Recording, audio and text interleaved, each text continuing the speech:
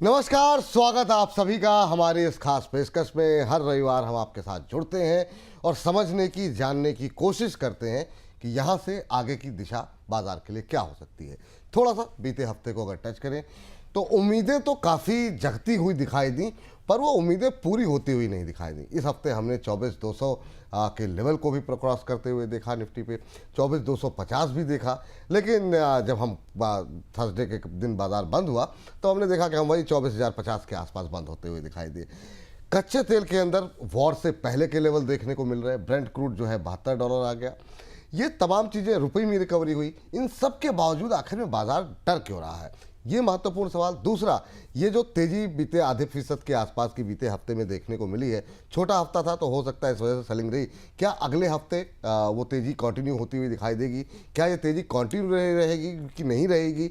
अभी के लिए क्या चिंताएं हैं? इन तमाम ऐसे विषय हैं जिस पर विस्तार पूर्वक बातचीत करने के लिए विशेष मेहमान हमारे साथ आज जुड़ रहे हैं। तिनसो ईरानी जी। ईरानी सर, बहुत बहुत स्वागत आपका आज की इस विशेष चर्चा का हिस्सा बनने के लिए। और सर, बहुत ज़्यादा प्यार आपको दर्शक करते हैं, हमारे दर्शक करते हैं, और वो बहुत दिन से रिक्वेस्ट कर रहे थे कि सर को दोबारा लेकर के आइए, बहुत समय हो गया। थैंक यू हमारा ये जो निवेदन था उसको एक्सेप्ट करने के लिए। और सर, पहली टिप्पणी भी आपसे जानना चाहेंगे, कैसे देख रहे हैं सर अभी जो कुछ चल रहा है? कुछ मन में उलझन सी भी है, असमंजस की भी स्थिति है यूएस ईरान को लेकर के। सब कुछ ठीक चल रहा है लेकिन फिर भी एक डर है। जी, एक्चुअली विपुल जी, पहले तो धन्यवाद आपके शो पर बुलाने के लिए। तो एक्चुअली देखा जाए तो हमें, हमारे हिसाब से तो जो सारी बुरी खबरें थी वो अभी हो गई है। आगे चल के हमें मॉनसून को छोड़ के जहाँ पे थोड़ा क्वेश्चन मार्क है, लेकिन वो भी हम बाद में टच अपॉन करेंगे। लेकिन सबसे बड़ा जो ओवरहैंग था वो था हमारे क्रूड का प्राइसेस। वो आप सोचिए कि जैसे आपने बोला 72 हो गए थर्सडे को, और हमें तो लग रहा है कि गिरने ही चाहिए आगे चल के, क्योंकि एक्चुअली जो प्रॉब्लम था वो ईरान का नहीं था, प्रॉब्लम था होर्मुज स्ट्रेट का। होर्मुज स्ट्रेट में से 14 मिलियन बैरल रोज के निकलते थे, और वो 14% ग्लोबल डिमांड का बनता था उसमें। लेकिन ये जो झड़प हुई उसके बाद यूएस जो 4 मिलियन एक्सपोर्ट करता था वो भी 9 मिलियन एक्सपोर्ट करने लग गया है बैरल्स पर डे। तो आप सोचिए 5 मिलियन एक्स्ट्रा वहां से आ गए थे। और अभी ये जो नया एग्रीमेंट हुआ है ईरान और यूएस के बीच में, उसमें तो कहते हैं कि ईरान को बिल्कुल अलाउड है ऑयल एक्सपोर्ट करना विदाउट एनी सैंक्शंस। तो वो 3 मिलियन बैरल और बात हो रही है। तो आप सोचिए 8 मिलियन अभी उस दिन, और 14 मिलियन और खुल गए, मतलब होर्मुज स्ट्रेट खुल गई तो 14 मिलियन वहां से आ जाएंगे, तो 8 मिलियन अभी सरप्लस हो गया है इस बाजार में। तो आप सोचिए कि 8% ऑफ ग्लोबल डिमांड सरप्लस हो रही है डेली बेसिस पे। तो इसलिए हमें लग रहा है कि ये तो और नीचे आना चाहिए क्रूड का भाव, और वो बहुत बढ़िया खबर है हिंदुस्तान के लिए, क्योंकि हमारा रुपया जो प्रेशर में था वो एक तरह से वो प्रेशर रिलीव हो जाता है। यहाँ पे फिस्कल डेफिसिट कम हो जाता है कि हम एक्स्ट्रा पैसे दे रहे हैं। और दूसरा जो रिलीफ आया इन आईएनआर के ऊपर, वो ये था कि जो आरबीआई ने एफसीएनआर बीज अलाउ कर दिए एग्रेसिवली रेज करना, और हेजिंग कॉस्ट खुद पे ले लिया। तो उसके चलते हमें लगता है कि वहां से भी आपको 50-60 बिलियन डॉलर आ जाएंगे, प्लस और 20-30 बिलियन डॉलर आ जाएंगे बॉन्ड्स के, बिकॉज वहां पे भी गवर्नमेंट ऑफ इंडिया ने वेव ऑफ कर दिया विडोरिंग टैक्स इसके ऊपर, अपना G6 के ऊपर, और दूसरा कैपिटल गेन्स निकाल दिया। तो ये सब जो है एक बहुत ही महत्वपूर्ण खबर है हमारे लिए, क्योंकि जैसे ही रुपए से प्रेशर निकलता है तो जो एफपीआई जो हमारे से इतने खफा थे रुपए को देख के, क्योंकि वो तो बैठे बैठाए उनको लॉस हुए जा रहा था जैसे जैसे रुपया डिप्रिसिएट होता था उससे, तो मुझे लगता है वो एटलीस्ट थम जाएंगे, उनकी सेलिंग थम जाएगी। बहरहाल बाइंग के लिए तो हमें कुछ एक्स्ट्रा देना पड़ेगा वहां पे। पर हैविंग सेड दैट, दूसरा जो मेजर ओवरहैंग था वो तो ग्रोथ का था, अर्निंग्स ग्रोथ का, पर वो भी चालू हो गई है। दिसंबर और क्वार्टर देखें या तो आप मार्च का क्वार्टर देखें तो जोरों की अर्निंग्स ग्रोथ हुई है। अगेन, जो आपने बोला कि क्यों ये बाजार में इतना तनाव है, इतना लोग समझ नहीं रहे हैं कि क्या हो रहा है क्या नहीं, क्योंकि ये क्वार्टर जो है जून का, सब लोग यही लगा के बैठे कि बहुत खराब क्वार्टर होगा। लेकिन हमारे हिसाब से एक पॉजिटिव सरप्राइज बाकी है इस क्वार्टर में। मुझे नहीं लगता कि ये क्वार्टर इतना खराब है जितना एनालिस्ट लगा के बैठे हैं। सेम केस हुआ था मार्च के साथ। मार्च में भी लोगों ने वो लड़ाई के चलते सोचा कि एक महीना पूरा लड़ाई में निकल गया तो डिमांड कम हो जाएगा वगैरह, पर डिमांड चालू रहा। ये क्वार्टर में भी काफ़ी हद तक कंपनियों ने जो भाव बढ़े हैं उनके रॉ मटेरियल के, वो पास ऑन कर दिए कंज्यूमर्स को, डिमांड में इम्पैक्ट नहीं आया है, तो मुझे लगता है कि ये क्वार्टर भी पॉजिटिव सरप्राइज रहेगा। इसलिए हमें तो कोई शंका नहीं है कि बाजार अभी एक ग्रोथ फेज में आ गया है और थम नहीं सकता आगे चल के। बिल्कुल सर। अब सर एक एक विषय को थोड़ा सा ज़्यादातर आपने विषय जो है कवर कर लिए ओपनिंग रिमार्क में, थोड़ा थोड़ा खोल के हर चीज़ पे ज़रा बातचीत कर लेते हैं। बहुत सारी बातें हो रही थी, $200 को लेकर के भी बात होने लगी, $150 की रिपोर्ट भी आ गई, $200 की रिपोर्ट भी हमने देखी। अभी भी जो रिपोर्ट्स आ रही हैं वो कह रही हैं कि नहीं ठीक है, अभी तो आपको गिरावट देखने को मिली है, वो नीजर रिएक्शन है, तुरंत खबर आई है, लेकिन 80-90 के बीच पहले सेटल होता हुआ नहीं दिखाई देगा। इसको लेकर के क्या अभी भी डर है? जो तमाम रिपोर्ट्स पढ़ करके क्या लोग डरे हुए हैं? क्रूड को लेकर के जैसा आपने कहा कि अभी और गिरावट देखने को मिलेगी, और लॉजिक आपने बहुत अच्छा दिया, यूएस से क्रूड आ रहा है, ईरान की तरफ से आएगा, और अगर रशिया और यूक्रेन को लेकर के भी मामला अगर सुलझ जाता है तो रशिया का तेल भी रहेगा, तो फिर कीमतें बढ़ने की कहाँ से बात होगी? फिर तो मतलब नियंत्रण में रहेंगी चीज़ें।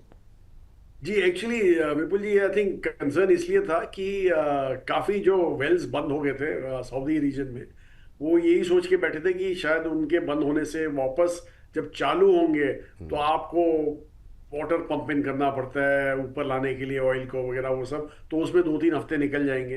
पर जैसे मैंने बोला कि वो सब अगर जो होता प्रॉब्लम इतना, तो 35 मिलियन बैरल एक झटके से नहीं निकल जाते वहां से। वो उन्होंने चालू रखा, स्टोरेज काफी हद तक भरे हुए थे वहां पे।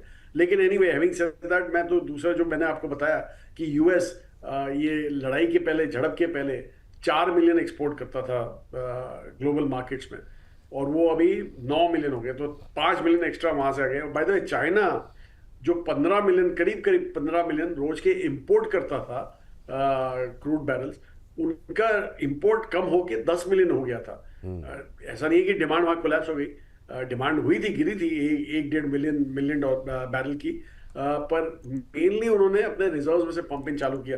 तो मैं ये भी नहीं देख रहा कि शायद चाइना में आपको 15 की जगह 14 भी इंपोर्ट करेंगे तो 1 मिलियन शायद वहां एक्स्ट्रा मिल जाए, लेकिन फिर भी वो चाइना भी वापस आ गया। जैसे मैंने बोला, ईरान तो सोचा ही नहीं था कि उसको 3 मिलियन अलाउ कर देंगे वो लोग सीधा उसका एक्सपोर्ट का। और जैसे आपने बोला, रशिया अगर जो आ गया बीच में, तो 2-3 मिलियन वहां से भी आ सकते हैं ओपन मार्केट में।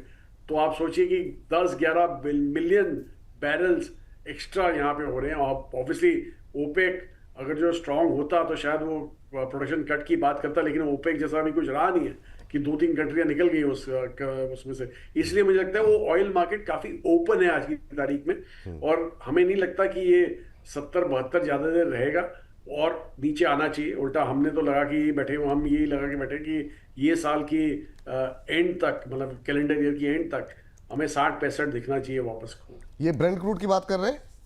जी बिल्कुल, ब्रेंट क्रूड की। WTI तो उससे कम होगा। साल अंत तक $60 से $65 ना सर? हाँ जी, ठीक है, हाँ ये बात है। इसको ताकि वो जो भी आप कह रहे हैं वो हम लगातार बगल में लिखा हुआ भी जा रहा है, ताकि तो स्पष्टता रहे, लोगों को पता लगता रहे। सर एक जिस तरीके का डॉलर इंडेक्स में तेज़ी देखने को मिल रही है, उसकी वजह से अभी हमने देखा कि सोने चांदी में बड़ी गिरावट देखने को मिली, बाकी कमोडिटी क्रैश होती हुई दिखाई दी। अभी क्या डॉलर इंडेक्स में ये मजबूती जो है वो अभी कंटिन्यू होती हुई दिखाई दे रही है आपको? वहाँ पर उस फ्रंट पे कैसे देख रहे हैं आपसे? जी देखिए, हमें तो ये लग रहा है कि जो हमारा रुपया है वो तो एक्चुअली स्ट्रेंथन होना ही चाहिए, क्योंकि जिस हिसाब से गिरा था, बिल्कुल, मतलब आप सोचिए कि जो जो फॉल आया वॉर के बाद, वो इसी को लेके आया था कि हम इंपोर्टर हैं, हमें ज़्यादा हिट होगा।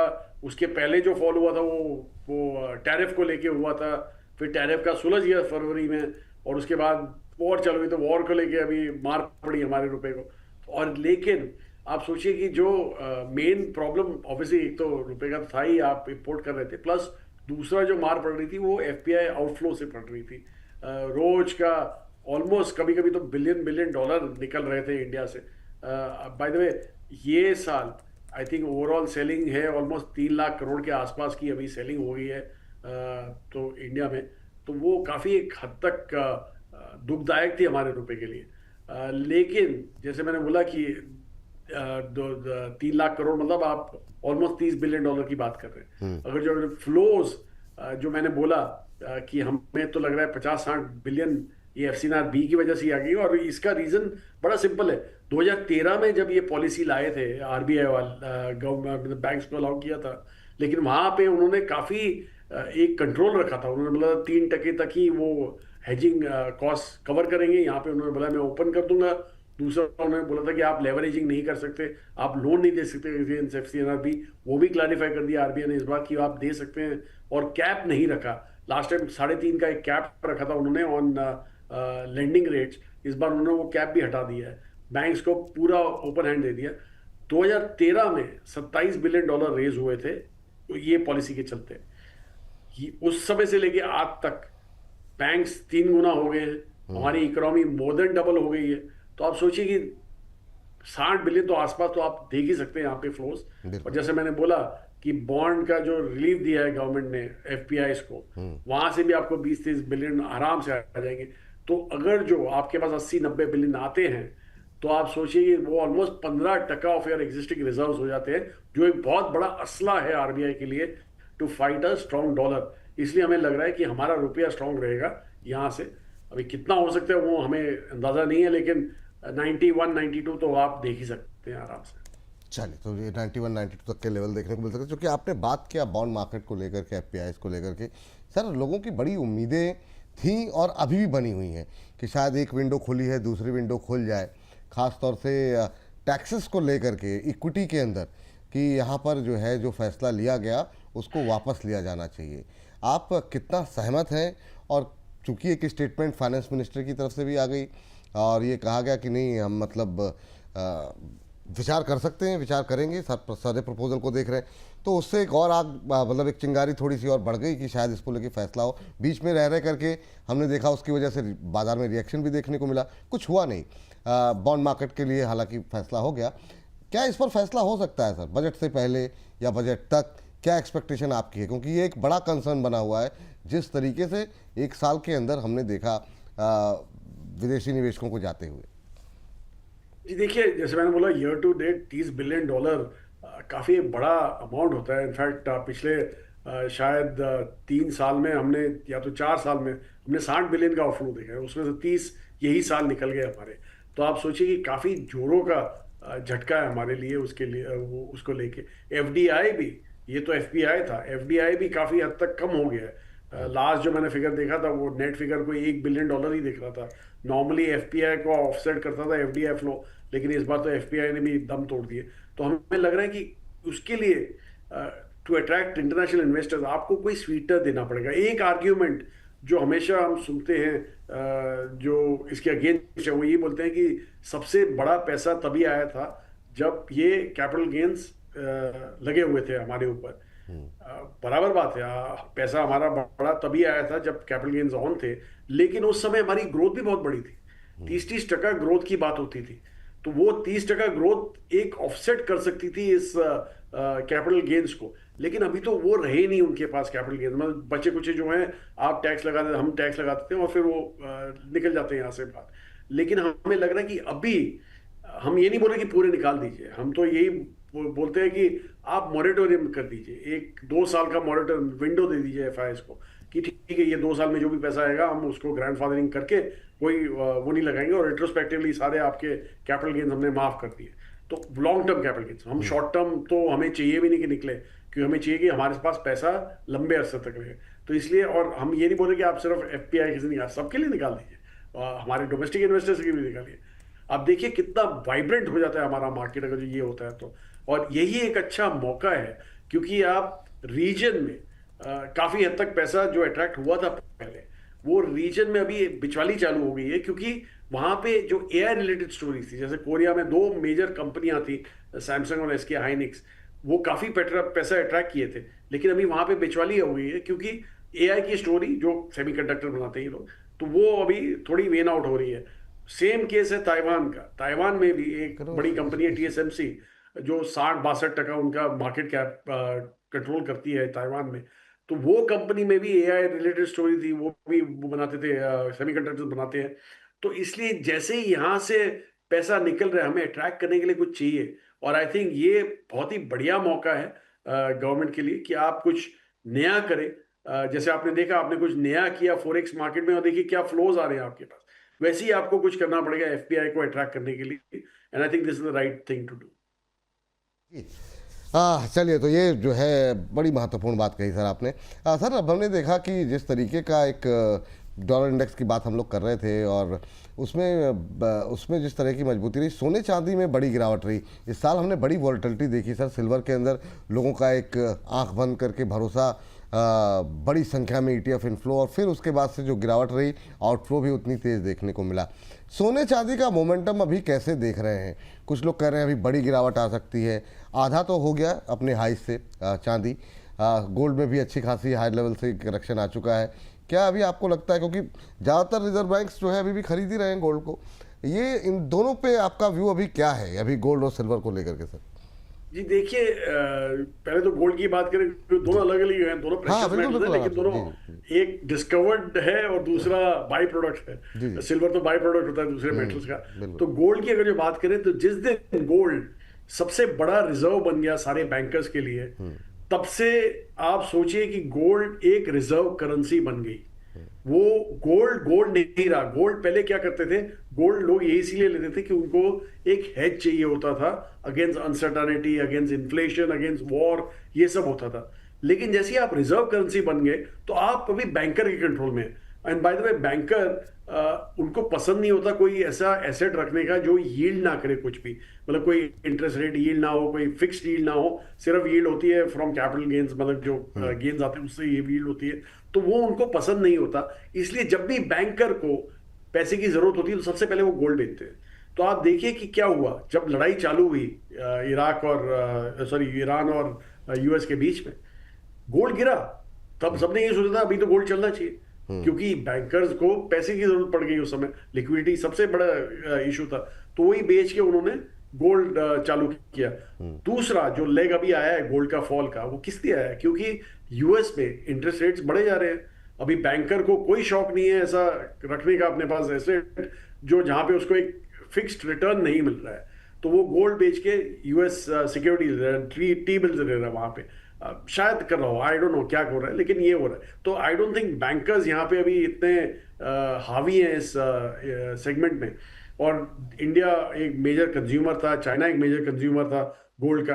वहां पे भी थोड़ा आपने देखा है कि थोड़ा वेन ऑफ हुआ है। चाइना में तो खैर कोई पॉलिसी चेंजेस हुए हैं जहाँ पे उन्होंने हेजिंग उसके ऊपर एक्स्ट्रा ड्यूटीज कुछ लगाई हैं, और इंडिया में भी ड्यूटीज लगा दी थी। तो इसलिए आई थिंक गोल्ड वहाँ पे आपको थोड़ा वीकनेस दिखा।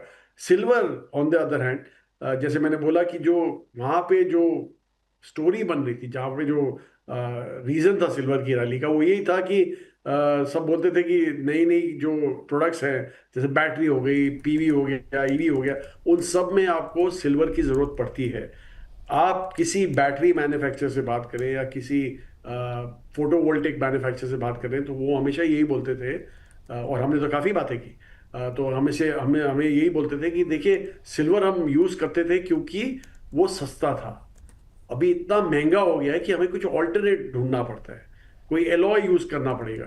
तो वो आप सोचिए कि वो स्टोरी डजंट होल्ड गुड, क्योंकि आप डिमांड सप्लाई की बात करें तो डिमांड इतना डिस्प्रोपोर्शनली बढ़ नहीं सकता था। सब लोग लॉजिकली होना चाहिए था, लेकिन गोल्ड जैसे मैं सिल्वर जैसे मैंने बोला कि वो यूज होता था क्योंकि अफोर्डेबल कमोडिटी थी। जैसे ही अनअफोर्डेबल हो गई वो उसका यूजेज भी कम होने लगा, तो इसलिए सिल्वर कम आ गया। हमें नहीं लगता कि सिल्वर इस भाव में भी आपको अच्छा लगेगा आगे चल के। और एक्चुअली सिल्वर की स्टोरी तो हमेशा ऐसी होती है, एक स्पाइक होता है, फिर बाद में नीचे आता है और फिर काफी अरसे तक यहाँ पे रहता है। Gold on the other hand एक स्पाइक होता है, स्टेडी रहता है, और फिर बाद में काफी लॉन्ग टर्म स्टेडी रहता है, और फिर बाद में एक और झटका आता है। तो शायद गोल्ड एज ए इन्वेस्टमेंट आप थोड़ा पोर्शन रख सकते हैं, पर सिल्वर तो डेफिनेटली नॉट। चलिए, ये बात यहाँ पर निकल करके आई है, और इन सब के बीच में चलिए अब आगे बढ़ते हैं। और सर, घरेलू बाजार पे थोड़ी सी बातचीत करें उससे पहले एक सवाल और रह गया, वो है यूएस ईरान को लेकर के। ये जो अभी सीज़ फायर हुआ है, बहुत लोगों को ये मन में डर लग रहा है कि ये चल पाएगा कि नहीं चल पाएगा।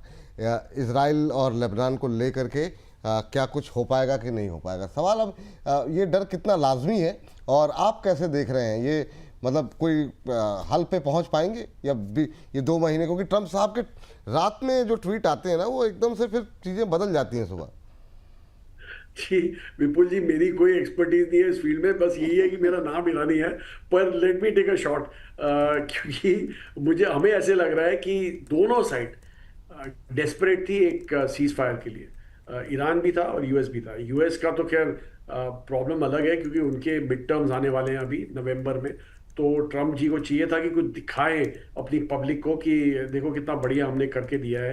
तो इसलिए वो तो डेस्परेशन वहां से था। और ईरान का तो डेस्परेशन अलग ही था कि उनको नहीं चाहिए था कि इतनी देर तक ये झड़प चलती रहे। मार बहुत पड़ी है, देख रहे हैं आप, इकोनॉमिकली काफ़ी wreck हो गए वो, वीकन हो गए। तो इसलिए मुझे लगता है कि दोनों साइड पे इंटरेस्ट है कि आप ये चालू रखें, जारी रखें।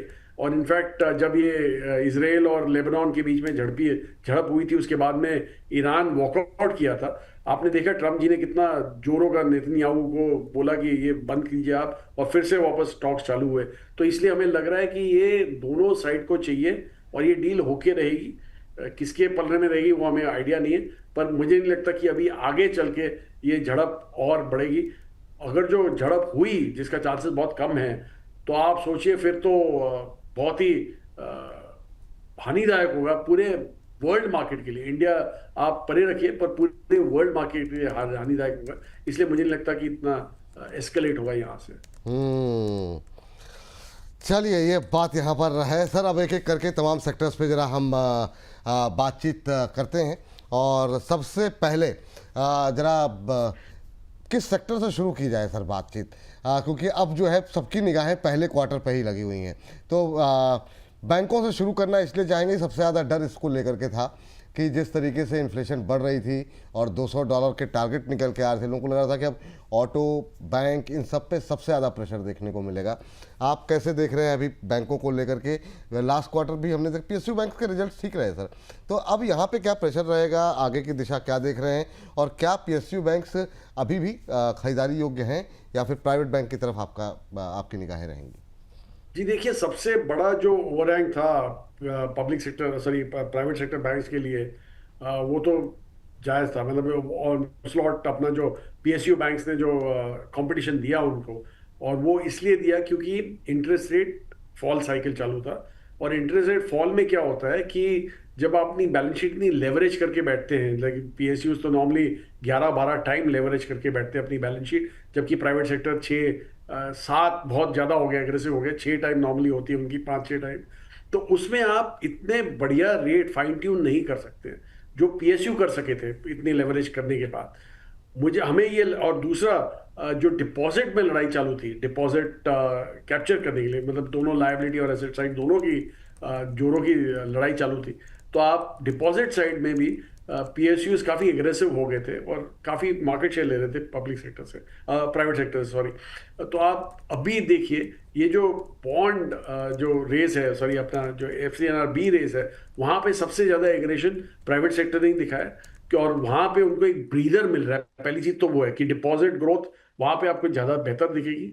दूसरा, जो फॉलिंग इंटरेस्ट रेट साइकिल है वो भी थम गए। अभी यहाँ से हमें तो ऐसा लग रहा है कि ये कैलेंडर ईयर एंड तक आरबीआई को प्रॉब्ली एक रेट हाइक साइकिल चालू करना पड़ेगा, बिकॉज इन्फ्लेशन ऑलरेडी आस्ते आस्ते परब के ऊपर आ रहा है और ग्रोथ रेट काफ़ी अच्छी हो गई है इंडिया में। तो मुझे लगता है कि शायद इंटरेस्ट रेट साइकिल हाइक चालू होगा छोटे पैमाने पे। तो वहाँ पे फिर आप देखेंगे कि जो पब्लिक सेक्टर की जो बैलेंस शीट्स है, वहाँ पे थोड़ा हिट आने लगेगा और उनका जो कॉम्पिटिटिव लेवल है वो कम हो जाएगा। बहरहाल ये जो रिजल्ट आप देखेंगे ये क्वार्टर के, हमें नहीं लगता कि ज़्यादा अलग रहेंगे फ्रॉम जो आपने मार्च क्वार्टर में देखे, उससे ज़्यादा अलग नहीं रहेंगे। ये सेम मोरलेस सिमिलर रहेंगे। पीएसयूज के नंबर्स अच्छे आएंगे, पब्लिक सेक्टर के इतने बढ़िया नहीं आएंगे। लेकिन आगे चल के, जैसे हम हमेशा बोलते हैं कि आप कभी गाड़ी रेयर व्यू में देख के नहीं चलाते हैं, हमेशा आगे देख के चलाते हैं। तो आगे देखेंगे तो मुझे लगता है कि शायद प्राइवेट सेक्टर का पलड़ा भारी रहेगा। प्राइवेट प्लेयर्स का पलड़ा भारी रहेगा, ये बात आप कह रहे हैं। अच्छा सर, एक चीज़ इस पर आपसे पूछना चाहेंगे कि अगर प्राइवेट हो या फिर पीएसयूज हो, नज़रिया अगर हमारा 1 साल का है, तो मिड कैप पे फोकस करें या अभी दिग्गजों पर ही भरोसा करना चाहिए? आप क्या सजेस्ट करेंगे? जी एक्चुअली हम तो हमेशा ये बोलते हैं कि मनी हमेशा एक ग्रोथ को चेस करता है। जो दिग्गज आपने बोले, उन्होंने अपना काम कर दिया। ये जब बाजार इतना अनसर्टन था, तब ये दिग्गज ही संभाल के बैठे थे। बाजार को। लेकिन अभी हमें लग रहा है कि जिस हिसाब से ग्रोथ आ रही है, और आपने देखा मार्च के क्वार्टर में भी NSE 500 की अर्निंग्स ग्रोथ 15% ही थी, लेकिन आप लार्ज कैप देखें तो 6% ग्रोथ हुई थी, और मिड कैप देखें तो उसमें 28% ग्रोथ थी, और स्मॉल कैप में तो 41% ग्रोथ थी। तो आप सोचिए कि ग्रोथ यहीं पे है, और ये एक क्वार्टर की बात नहीं है, दिसंबर क्वार्टर में भी सेम था, सितंबर के क्वार्टर में भी, 25 के क्वार्टर में भी सेम था। तो ये जो कंटिन्यू रही है ग्रोथ, हमें लग रहा है कि ये क्वार्टर में भी मिड और स्मॉल बीट कर देंगे लार्ज कैप को ग्रोथ में। तो हमें लग रहा है कि ये जो मनी है, पैसा है, नया पैसा है, वो इसी को चेज करेगा देन एनीथिंग एल्स। सो इसलिए हम अपना पोर्टफोलियो भी फ्लेक्सी कैप देखेंगे तो हम शिफ्ट कर रहे हैं आस्ते आस्ते to mid and small caps. Hmm. तो मिड और स्मॉल कैप में जो है ज़्यादा संभावनाएं दिखाई दे रही हैं, वहाँ पर अच्छे जो बैंक्स हैं जहाँ पे अच्छे फंडामेंटल्स हो वहाँ पे आप निवेश कर सकते हैं। अच्छा सर, एक चीज़ आपसे और जानना चाहेंगे, बैंकिंग के बाद ज़रा ऑटो की बात कर लेते हैं। ऑटो में को लेकर के भी बड़ी चिंताएं थीं, ख़ास तौर से जिस तरीके से युद्ध आगे बढ़ता हुआ दिखाई दे रहा था। इन सब के बीच में अब जो थर्सडे को या वेडनेसडे को थोड़ी थोड़ी बाइंग आई है, भरोसा कर सकते हैं सर अभी? क्योंकि ऑटो इंसैलरी में भी अच्छी बाइंग रही, ऑटो सेक्टर में भी अच्छी मजबूती देखने को मिल रही है। यहाँ पे क्या उम्मीदें हैं सर आपकी? जी देखिए, हमारा प्रॉब्लम ऑटो के साथ यही है कि ये काफ़ी प्रोटेक्टेड सेक्टर है। ग्रोथ आज की तारीख में आ रही है ईवीज में, इलेक्ट्रिक व्हीकल्स में ही आ रही है, लेकिन इलेक्ट्रिक व्हीकल्स इतने प्रोटेक्टेड हैं, तो इसलिए हमारे जो भी डोमेस्टिक वाले मैन्युफैक्चर करते हैं हम ले लेते हैं जाके। तो हमें उसका ज़्यादा प्रॉब्लम है देन एनीथिंग एल्स। डिमांड का इशू नहीं है एक्चुअली। आप देखें जो फॉरवर्ड नंबर्स आए हैं जून के, वो भी काफ़ी अच्छे नंबर आए हैं। पीवीज में आई थिंक 21% ग्रोथ दिखने वाली है, पैसेंजर व्हीकल्स में, टू व्हीलर्स में भी कोई 30% ग्रोथ दिखने वाली है। तो इसलिए हमें लग रहा है कि ये सेक्टर तो ठीक ही रहेगा, लेकिन जहाँ जहाँ प्रोटेक्शन है वहाँ पे हमें पसंद नहीं होता। जैसे हम तो हमेशा ये बोलते हैं कि जिस दिन हम ओपन अप कर देंगे हमारे ईवी सेक्टर को, तो आप सोचिए कितना मार पड़ सकता है, क्योंकि ग्रोथ वहीं पे है इन पैसेंजर व्हीकल्स, चाइनीज कंपटीशन से वगैरह, या तो टेस्ला से वगैरह, जो आज की तारीख में काफ़ी प्रोटेक्टेड है यहाँ पे। तो इसलिए हमें ये पसंद नहीं है, लेकिन बहरहाल नंबर ठीक ही होंगे। हमें ज़्यादा टू व्हीलर पसंद है, क्योंकि एक तो पहले जो ईवी में टू व्हीलर पसंद है, और वहाँ पे भी हम बड़े सिलेक्टिव हैं उस सेगमेंट में भी, क्योंकि हमें लगता है कि वहाँ पे कंपटीशन बहुत बेहतरीन तरीके से उन्होंने मीट किया है, चाइनीज़ को फाइट किया है उस वक्त, और खुद अपने अपने नए इनोवेटिव प्रोडक्ट्स ला के काफ़ी हद तक एक अच्छा एक्सपीरियंस दिया कंज्यूमर को। इसलिए हमें लग रहा है कि वो स्पेस फार बेटर करेगी देन पैसेंजर व्हीकल्स। ठीक सर। सर, लगातार हम लोग चर्चा हमारी रही है डिफेंस को लेकर के, और इस सेक्टर को लेकर के कई सारी संभावनाएं भी खुलती हुई दिखाई दे रही हैं। जिस तरीके से दुनिया भर में युद्ध का माहौल बना हुआ है, भारत के लिए एक्सपोर्ट को लेकर के कितनी बड़ी उम्मीदें आप देख रहे हैं। बहुत सारी कंपनियां थोड़ी सी सुस्त पड़ गई, खासतौर से हमारी PSUs, जैसे BEL हमने देखा कि थोड़ा सुस्त पड़ता हुआ एक कंसोलिडेशन के फेज में आ गया। HL जैसे शेयर भी दो चार कुछ एक घटनाएं हुई, उसके बाद से एक रेंज में ही कामकाज करता हुआ दिखाई दे रहा है। प्राइवेट प्लेयर्स में लेकिन अनयूजुअल मूव रहा, अपोलो माइक्रो हो, पारस डिफेंस जैसे शेयर जो है। आपका व्यू क्या है इस सेक्टर को लेकर के, और ये प्राइवेट वर्सेस PSUs में आपकी मतलब क्या तरजीह, प्रायोरिटी क्या रहेगी सर?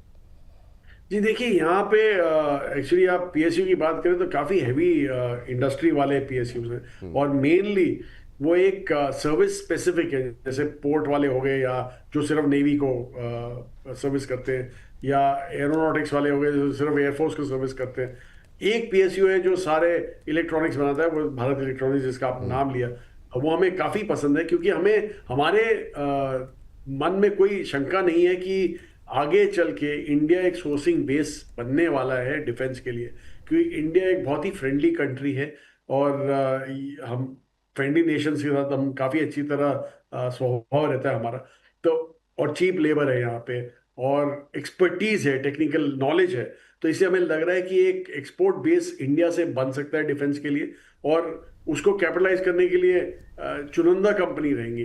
जैसे हम बता रहे थे पोर्ट्स के बारे में, आप सोचिए कि आप एक शिप में ऑलरेडी उनकी कैपेसिटी यूटिलाइजेशन काफ़ी हद तक भर गई है, और यहाँ से आप ग्रोथ ज़्यादा देख नहीं सकते, चाहे भी कैपिटल इंटेंसिव इंडस्ट्रीज है। इसीलिए इलेक्ट्रॉनिक वाले हो गए, या तो प्राइवेट सेक्टर में जो एक्सप्लोजिव सिस्टम्स वगैरह सप्लाई करते हैं वो हो गए, आई थिंक वो सब में ज़्यादा ग्रोथ दिखेंगी than in the public sector stacks, public sector defense defence companies. जी, ठीक है सर। सर एक सेक्टर जिस पे काफ़ी 2 साल पहले उसकी भी बड़ी धूम मची, पर वो बिल्कुल ऐसा पिटा कि अब हम लोगों के जितने भी जो कॉलर शो होते हैं उसमें बहुत सवाल आते हैं, सर रेलवे क्यों नहीं चल रहा, और 2-2 साल से लोग होल्ड करके बैठे हुए हैं और वहाँ पर रिटर्न नहीं मिले 2 साल से। और ख़ास तौर से कोविड वाले के बाद की जो जनरेशन रही उसको तो फटाफट रिटर्न की आदत थी, तो 2 साल से जब रिटर्न नहीं मिला तो लोगों में बौखलाहट भी है, गुस्सा भी रहता है, वो लोग जाहिर करते रहते हैं। आपकी क्या उम्मीदें हैं सर कि ये जो डिफेंस में विस्तार सरकार का थोड़ा बढ़ा उसकी वजह से रेलवे पीछे रह गया, क्योंकि काम तो चल ही रहे हैं और आगे भी अभी जो है, लेकिन रिजल्ट्स भी बहुत उत्साहजनक नहीं रहे। खबरें तो आती हैं ऑर्डर्स की, हम लोग भी फ्लैश करते हैं, लेकिन वो रिजल्ट्स में नहीं दिखाई दे रहे। आपका व्यू क्या है अभी रेलवे को लेकर के, क्या यहाँ पर पोर्टफोलियो में रखना चाहिए या नहीं रखना चाहिए? जी, हमारे तो पोर्टफोलियो में एक भी रेलवे स्टॉक आपको मिलेगा नहीं। तो हम तो बड़े क्लियर थे, जहां पे भी ऑर्डर बुक प्ले होता है और वो भी रेलवे को लेके जो बजट पे डिपेंड होता है, जब भी आपने बजट में स्पेंड कम देखे रेलवे के, मतलब ग्रोथ दिखती है लेकिन इतनी जोरों की ग्रोथ नहीं दिखती है वहां पे। इसलिए हमें पता है कि जो मेन खर्चा होने वाला है रेलवे में, एक तो सैलरी पे तो होता ही है और दूसरा मेंटेनेंस पे होता है, then placing new orders for rolling stock वगैरह वो सब में। तो उसके चलते हम बड़े क्लियर थे कि रेलवे हमें नहीं खेलना है और हम हमेशा दूर रहे रेलवे से। शायद ही कभी हमने एक स्टॉक लिया होगा कभी, पर अभी तो हमारे पास कोई नहीं है, तो इसलिए हमें कोई व्यू नहीं यहाँ पे। बहरहाल आई एम श्योर रेलवे को छोड़ के काफ़ी अच्छे सेक्टर्स हैं जहाँ पे अगर जो आप यहाँ पे बेचे भी तो शायद आपको एक बहुत बढ़िया सेक्टर कहीं मिल जाएंगे जिसमें आप इन्वेस्ट कर सकते हैं। तो एक बार के लिए मतलब जो लोग नया पोर्टफोलियो बना रहे हैं उनको दूरी बनानी चाहिए, और जिनके पास है वो भी चाहें तो एक बार के लिए एग्जिट ले लें, मोटी मोटी बात ये कह सकते हैं सर? बिल्कुल बिल्कुल सही बोला आपने। ठीक सर। सर अब एक और सेक्टर जिसको लेकर के बड़ी चर्चाएं रहती हैं, गर्मी भी तेज़ी से बढ़ रही है, वो है पावर। पावर को लेकर के पिछली बार थोड़ी सी गर्मी कम पड़ी तो इस वजह से नहीं चले, इस बार उम्मीदें थी, अभी भी उतनी तेज़ी नहीं देखने को मिल रही है। चले बीच बीच पे चलते हैं, कुछ थम जाते हैं। टाटा पावर है, अदानी पावर में अदानी ग्रुप की वजह से एक मोमेंटम तेज देखने को मिला था बीच में, लेकिन बाकी जो हमारे PSUs है उसका बैंक जो है इरेडा, वो 2 साल में जो या तो 30 के बाद भयंकर चला या फिर अब चलता ही नहीं है। क्या करें सर, मतलब वहाँ पे रिन्यूएबल एनर्जी पे फोकस करें क्योंकि ये तो बहुत बड़ा सेक्टर है, अलग अलग कैटेगरीज हैं, आपका फोकस कहाँ पर है? और पावर पावर रखे हैं सर आप लोगों ने पोर्टफोलियो में? जी, पावर हमने ट्रांसमिशन वाले नहीं रखे, मतलब जो पावर मैन्युफैक्चरर्स है वो तो हमारे पास नहीं है। यूटिलिटी कंपनीज जो बोलते हैं वो तो नहीं है हमारे पास, एक का दुक्का होगा तो होगा, क्योंकि वो एक काफी रेगुलेटेड सेक्टर है और गवर्नमेंट रेगुलेटेड सेक्टर है, इसलिए हमें इतना पसंद नहीं है। हाउएवर हमारे पास काफी इक्विपमेंट सप्लायर्स थे, पावर इक्विपमेंट सप्लायर्स, क्योंकि वहां पे हमें बहुत क्लैरिटी थी कि एक मेजर केपेक्स साइकिल आना चाहिए और वो आया भी, और उनकी ऑर्डर बुक्स भी बढ़ गई वगैरह सब हो गया, तो वो हमने काफ़ी हद तक लैपअप किए थे और सारे उसमें MNCs थे, 3-4 MNCs थे और एक का दुक्का हमारे डोमेस्टिक कंपनियां थी, तो हमने काफ़ी हद तक वो राइड भी किया। और मैं नाम होल्ड बैक नहीं करूँगा, मैं हिटाची एनर्जी हो गया, सीमेंस एनर्जी हो गया, फिर जी वेर्नोवा हो गई, ये सब स्टॉक्स थे वहाँ पे। तो लेकिन वो इतने जोरों के चले और उसके बाद अभी जो लेटेस्ट क्वार्टरली नंबर्स आए थे उसमें जो हमने कमेंट्री सुनी, वहां पे हमें थोड़ा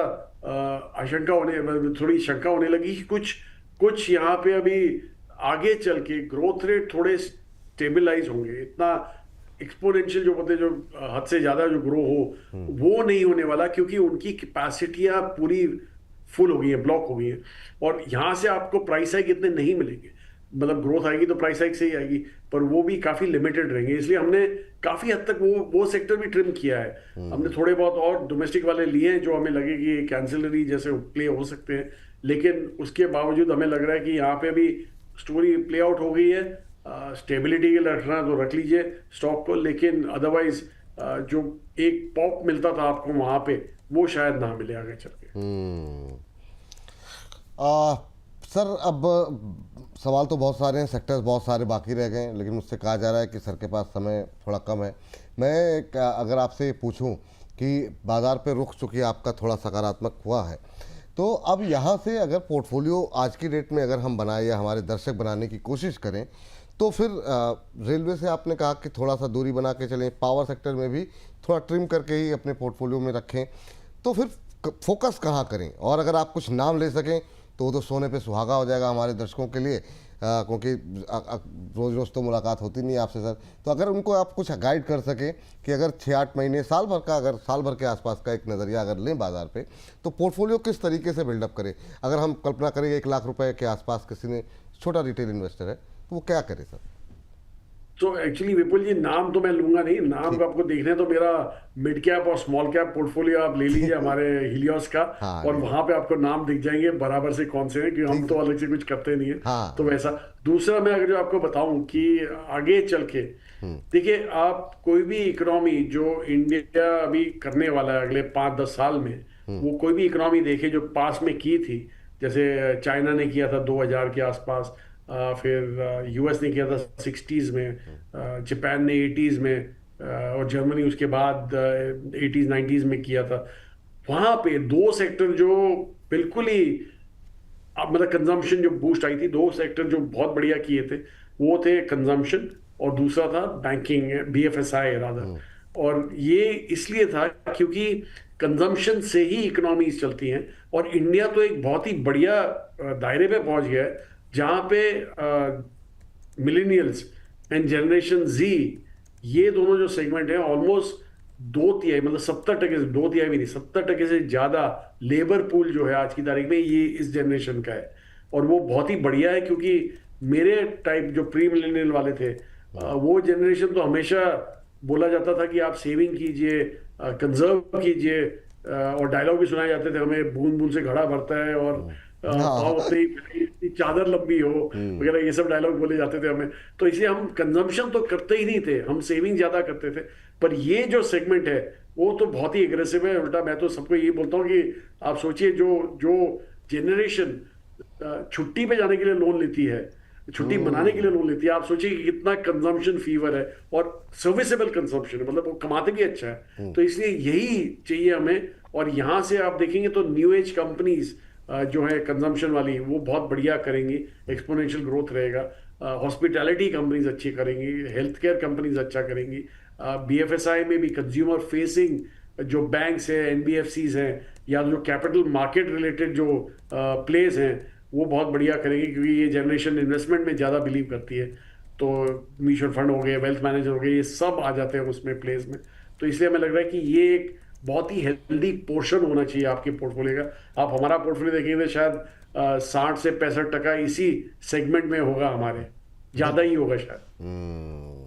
ये बात यहाँ पर निकल के आई है सर। कार्यक्रम की परंपरा है, जाते जाते हम अपना थंब एक बार आपको दिखा दें पीछे।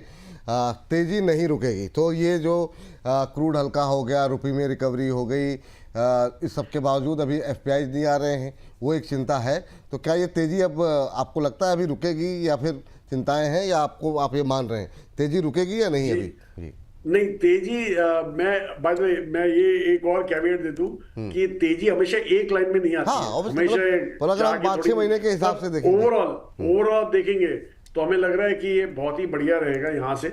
और जैसे मैंने बोला कि एफपीआई आए ना आए, बेचना बंद कर दे, बस वही हमें चाहिए। बेचना, जो बिलियन डॉलर की सेलिंग होती थी, वो तो अभी थम गई है एटलीस्ट। तो वो अगर जो हो गया तो आई थिंक एक बरकरार रहेगी तेजी हमारे बाजार में। थैंक यू सर, बहुत बहुत धन्यवाद सर अपना महत्वपूर्ण समय देने के लिए। बस हमेशा की तरह एक ही रिक्वेस्ट रहेगी कि थोड़ा ये जो बिरह की बेला है, थोड़ा इसको कम कीजिए। समय थोड़ा, मतलब जो है, इतना लंबा गैप मत दीजिए। जब भी समय मिले 1-2 महीने में आते रहिए सर। अच्छा लगता है आपसे बातचीत करके। बहुत बहुत थैंक यू, बहुत बहुत शुक्रिया आज की इस चर्चा में जुड़ने के लिए। चलिए, तो आज के कार्यक्रम को यहीं पर समाप्त करेंगे। और तमाम चीज़ें पॉजिटिव हैं, जो मोटी मोटी बातें निकल करके आई हैं। रेलवे में थोड़ा सा एक्सपोजर अभी कम करने के लिए कहा है सर ने, दूरी बनाने के लिए कहा है। जो सेक्टर अच्छे लग रहे हैं उसमें कंजम्पशन है, बीएफएसआई है, न्यू एज है, हॉस्पिटैलिटी है, कैपिटल मार्केट जैसे थीम जो है उनको लग रहा है कि अभी आगे चलते हुए दिखाई देंगी। बैंक अच्छा कर रहे हैं, बीएफएसआई में अच्छी एक्सपोजर लेने की आवश्यकता है, मिड कैप में ज़्यादा अपॉर्चुनिटीज़ हैं, बाजार में तेज़ी अभी आगे दिखाई दे रही है, ये मानना है ईरानी सर का। अभी के लिए इतना ही। बाकी आपके शेयरों से जुड़े हुए सवाल जवाब वो तो सोमवार से शुक्रवार सुबह 10 बजे और 1 बजे जुड़िए हमारे साथ, मिल बैठ करके रोज़ चर्चा करेंगे। अभी के लिए इजाज़त दे दीजिए, नमस्कार।